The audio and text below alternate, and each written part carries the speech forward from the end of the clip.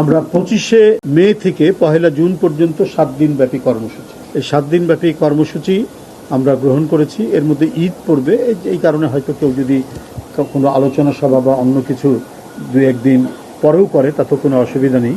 তবে আমাদের কর্মসূচি 25 তারিখ থেকে 1 জুন পর্যন্ত এটি চলবে। শাহাদাত বার্ষিকী উপলক্ষে পোস্টার প্রকাশ করা হবে। শাহাদাত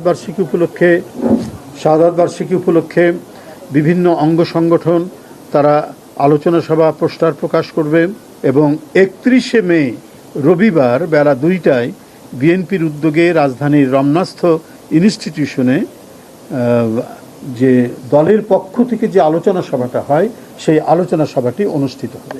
এটি 31 তারিখে বেলা 2টার সময়।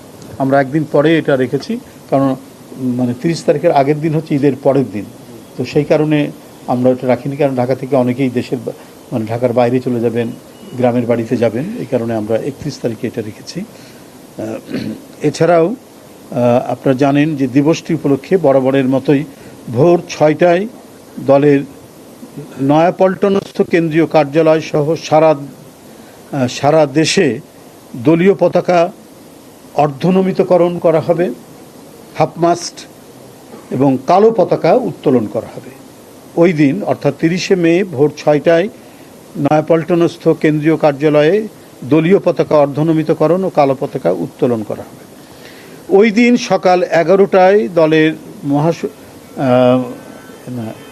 এখানে যেতে পারে সকাল 11টায় দলের সিনিয়র নেতৃবৃন্দ সহকারে বিএনপির নেতৃবৃন্দ এবং অঙ্গ সংগঠনের নেতৃবৃন্দ শহীদ রাষ্ট্রপতি জিয়াউর রহমানের মাজারে পুষ্পার্ঘ্য অর্পণ ও মাজার জিয়ারত করবেন এবং জিয়ারত শেষে জাতীয়তাবাদী ওলামা দলের উদ্যোগে মাজার প্রাঙ্গণে দোয়া মাহফিল অনুষ্ঠিত হবে।